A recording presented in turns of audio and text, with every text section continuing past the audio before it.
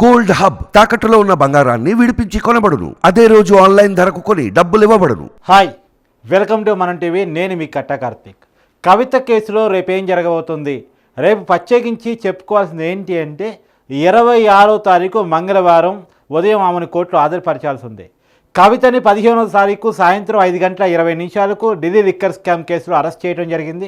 16వ తారీఖు కోర్టు ముందు ఢిల్లీలోని ట్రయల్ కోర్టు ముందు హాజరుపరచడం జరిగింది. అప్పుడు కోర్టు వారం రోజుల కస్టడీ కోసం అని చెప్పేసి ఈడీకి కవితను అప్పచెప్పడం జరిగింది. వారం రోజుల కస్టడీ ముగిసిన తర్వాత మరికొంత కవితను విచారించాల్సి ఉంది.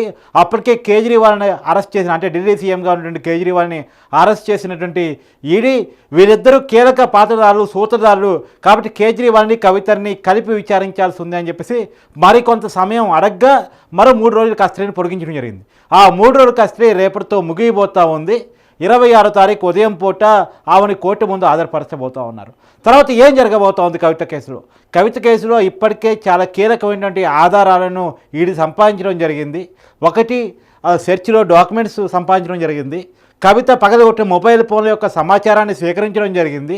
అలాగాక అప్రూవల్గా మారినటువంటి కవిత బినామీలు ఎవరైతే ఉన్నారో, కవిత చార్టెడ్ అకౌంటెంట్ ఎవరైతే ఉన్నారో అలానే అల్లుడు పిల్లై స్టేట్మెంట్స్ కానీ ఇవన్నీ కూడా కవిత విషయంలో క్లియర్ డాక్యుమెంటెడ్ ఎవిడెన్స్ని ఈడీ కలెక్ట్ చేయడం జరిగింది. అలాగాక కేజ్రీవాల్ ఫోన్లో కూడా కవితకు సంబంధించినటువంటి కీలకమైనటువంటి డాక్యుమెంట్స్ ఉన్నట్టు తెలుస్తూ ఉంది. ఆ కేజ్రీవాల్ తన ఫోన్ కనబడటం లేదు అంటూ దాన్ని దాచే ప్రయత్నం చేస్తున్నాడు అనేటువంటిది తెలుస్తున్న విషయం. మరి దానికి సంబంధించిన కీలకమైన విషయాలు బయటికి రావాల్సి ఉంది. ఇంకోటి ఏంటంటే కవిత చార్టెడ్ అకౌంటెంట్ ఫోన్లో ఆ రోజు ఢిల్లీ లిక్కర్ స్కామ్కి సంబంధించిన డ్రాఫ్ట్ దొరికినట్టు, అదే ఆ డ్రాఫ్ట్నే ఢిల్లీ ప్రభుత్వం ఢిల్లీ లిక్కర్ స్కీమ్గా అప్లై చేసినట్టు ఈడీ ఇప్పటికే ఆధారాలు సంపాదించినట్టు తెలుస్తూ ఉంది. ఇది కనుక కవిత రేపు మామూలుగా జరిగేది ఏంటంటే సహజంగా కస్టడీ ముగిసింది. మరికొంత సమయం కూడా ఈడీ అడిగే అవకాశం మనకు కనపడుతూ ఉంది. ఎందుకంటే ఎప్పటికప్పుడు ఎవిడెన్స్ దొరుకుతూ ఉన్నాయి. అది కాక మొన్న 3 రోజుల క్రితం ఈ కవిత బంధువుల ఇళ్లలో, కవిత ఆవిడిపరిచి ఇంట్లో కానీ ఇతర బంధువుల ఇళ్లలో కానీ ఈడీ సోదాలు నిర్వహించడం జరిగింది. ఆ సోదాల్లో కూడా విలువైనటువంటి డాక్యుమెంట్స్, కవిత బంధువులకు సంబంధించినటువంటి సమాచారం, ఆర్థిక లావాదేవీలు, వ్యాపారాల్లో ఉన్నటువంటి లావాదేవీల గురించి ఎంక్వైరీ చేసినట్టు తెలుస్తూ ఉంది. అంటే ఈ 100 కోట్ల స్కామే కాకుండా ఇతర చాలా మనీ లాండరింగ్ సంబంధించిన విషయాలు, ఇప్పటికే కవిత ఉన్న కేసు మనీ లాండరింగ్ సంబంధించింది, సెక్షన్ 3 కింద కేసు మనీ లాండరింగ్ సంబంధించింది. ఇంకా ఇతర డాక్యుమెంట్స్ కూడా దొరికినట్టు ఇప్పటికే చాలా విషయాల్లో కవితకు సంబంధించినటువంటి వ్యాపారాల్లో ఆ లావాదేవీల విషయంలో కవిత చాలా లోపాలు ఉన్నట్టు ఈడీ గుర్తించినట్టు మనకు తెలుస్తూ ఉంది. ఇదే కనుక బయటకు వస్తే, ఈ మొత్తం విషయాలు కనుక బయటకు వస్తే రేపు కవితకి మరింత ఉచ్చు బిగిసే అవకాశం కనపడుతూ ఉంది. ఇప్పటికీ ఆల్రెడీ కవిత సుప్రీంకోర్టులో బెయిల్ పిటిషన్ అప్లై చేసుకోవడం జరిగింది. సుప్రీంకోర్టు ఆ బెయిల్ పిటిషన్ కొట్టేసి ట్రయల్ కోర్టులోనే బెయిల్ అప్లై చేసుకోవాలని చెప్పడం జరిగింది. కానీ కవితకి ట్రయల్ కోర్టులో కూడా బెయిల్ వచ్చే అవకాశం కనపడటం లేదు. రేపు అంటే కస్టడీ ముగిసిన తర్వాత సహజంగా జరిగేది ఏంటంటే ఈడీ మరికొంత సమయం కస్టడీ కోసం అడిగే అవకాశం ఉంది. కవిత తన తరపు న్యాయవాదులతో బెయిల్ పిటిషన్ అడిగే అవకాశం కనపడతా ఉంది. కానీ ఒకవేళ కస్టడీ, బెయిలు ఈ రెండిట్లో జడ్జి గారు దేన్ని ఇస్తారు? ఈ రెండు కాకుండా డిఫాల్ట్గా కస్టడీకి ఒప్పుకోకపోతే, బెయిల్ ఇవ్వకపోతే తను తీహార్ జైలుకి, ఇప్పటికే ఢిల్లీ లిక్కర్ స్కామ్లో ఉన్నటువంటి చాలామంది నిందితులు, మనీష్ సిసోడియా ఢిల్లీ ఉప ముఖ్యమంత్రితో సహా వాళ్ళు తీహార్ జైల్లో గడుపుతూ ఉన్నారు. కవిత కూడా తీహార్ జైలుకి వెళ్ళే అవకాశం కనబడుతుంది. సహజంగా మొన్ననే వారం రోజులు కస్టడీ తర్వాత వెళ్ళాలి. కానీ కస్టడీ పొందడం వల్ల తను ఈడీ కస్టడీ కోసం అని చెప్పేసి ఢిల్లీలోనే ఈడీ ఆఫీస్లో ఉండటం జరిగింది. ఇప్పటికి ఇంటి భోజనం కూడా కవితకు అందుతూ ఉంది. సో కవితకి ఈడీ ఎంక్వైరీలో కొన్ని సౌకర్యాలు కూడా కల్పించడం జరిగింది. మొత్తం ఎంక్వైరీని వీడియో ఫుటేజ్ చూడటం జరుగుతూ ఉంది. రేపు ఈడీ కస్టడీ కనుక ముగిసినట్టు, ఇక చాలు ఈడీ కస్టడీ విచారణ అని చెప్పేసి కస్టోడియర్ విచారణని ఇక ముగించాలని చెప్పేసి జడ్జి గారు భావిస్తే తను డిఫాల్ట్గా తీహార్ జైలుకి వెళ్ళే అవకాశం ఉంది. కవిత అయితే బెయిల్ అడిగే అవకాశం అయితే కనపడుతుంది. కానీ బెయిల్ రావటం ఈ కేసులో చాలా కష్టం. ఎందుకంటే నేను మొదటి నుంచి చెప్తున్నాను, కవిత ఎదుర్కొంటుంది మనీ లాండరింగ్ కేసు, అంటే ఆర్థిక నేరానికి సంబంధించినటువంటి కేసు. ఒక ప్రజాప్రతినిధిగా ఉండి ప్రజాధనానికి రక్షణగా ఉండాల్సి ఉంది, ప్రజాధనాన్ని లూటీ చేసింది. ఢిల్లీ ప్రభుత్వ ప్రజలకు సంబంధించినటువంటి ఆదాయాన్ని లూటీ చేశారు. దాంట్లో 100 కోట్ల రూపాయల హవాలా రూపంలో ఆమ్ ఆద్మీ పార్టీకి ముట్టజెప్పడం జరిగింది. ఢిల్లీ లిక్కర్ స్కీమ్ పేరుతో లిక్కర్ స్కామ్కి కవిత పాల్పడ్డారన్నటువంటి అభియోగాలను ఈడీ మోపడం జరుగుతూ ఉంది. ఇది వాస్తవంగా దోషిగా తేలితే కవిత తనకున్నటువంటి ఎమ్మెల్సీ పదవిని కోల్పోవాల్సి వస్తుంది.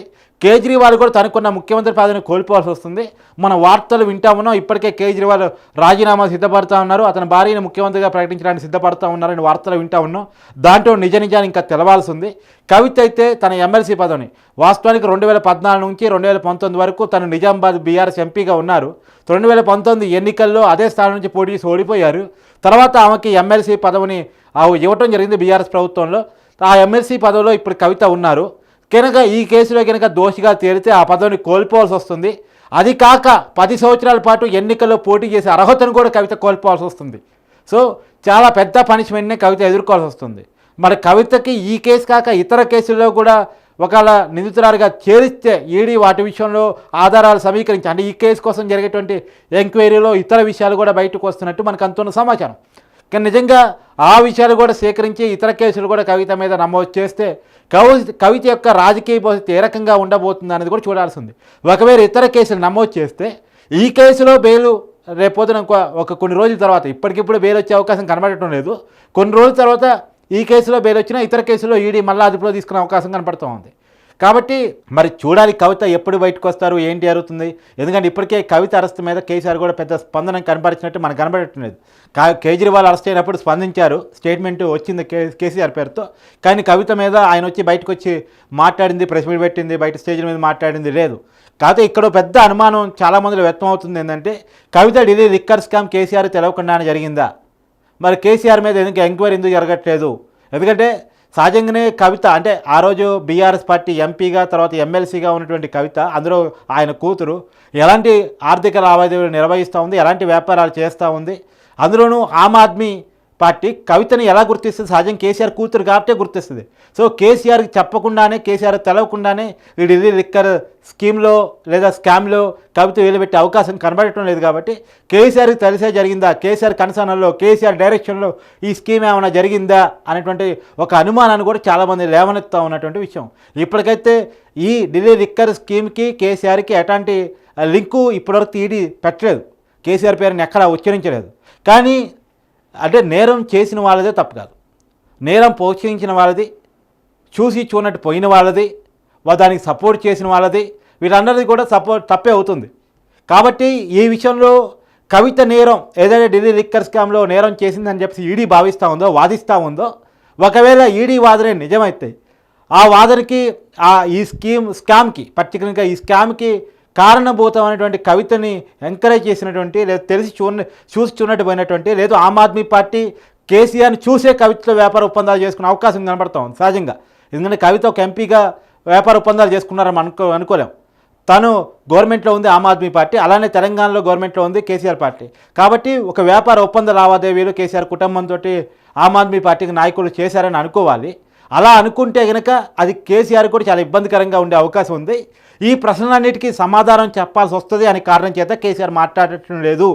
ఒకప్పుడు ఈడీ బోడీ అంటూ రకరకాల వ్యాఖ్యానాలు చేసినటువంటి కేసీఆర్ ఇప్పుడు ఈ ప్రశ్నలన్నిటికీ సమాధానం చెప్పాల్సి వస్తుందని తన ప్రజల ముందుకి రావటం లేదు అనేటువంటి వార్తలు కూడా వినపడుతూ ఉన్నాయి. సరే, ఇప్పటికైతే అఫీషియల్గా కేసీఆర్ స్పందించలేదు. మామూలు కేటీఆర్ అయితే ఢిల్లీలోనే ఉండి ఎన్నికల పార్టీ ప్రచారాన్ని కూడా పక్కన పెట్టేసి, పార్టీని కూడా పక్కన పెట్టేసి, కవిత కోసం ఢిల్లీలోనే మక్కా మార్చేసి లాబింగ్ చేసుకుంటూ, ఒకేపు లాయర్లతో మాట్లాడుకుంటూ, న్యాయపరమైనటువంటి విషయాలన్నీ చూసుకుంటూ ఢిల్లీలోనే గడుపుతున్నారు. మరి కవిత ఎప్పుడు బయటకు వస్తే ఏం జరగబోతుంది ఈ కేసులో చూడాలి. మామూలుగా రేపు సహజంగా జరగబోయేది ఏంటంటే, ఒకవైపు కస్టడీ పొడిగించడం, లేదు అంటే డిఫాల్ట్గా తిహార్ జైలుకి వెళ్ళటం. ఈ రెండింటిలో ఏదో ఒక పెద్ద పరిణామం అయితే జరిగే అవకాశం కనపడతా ఉంది. Thank you.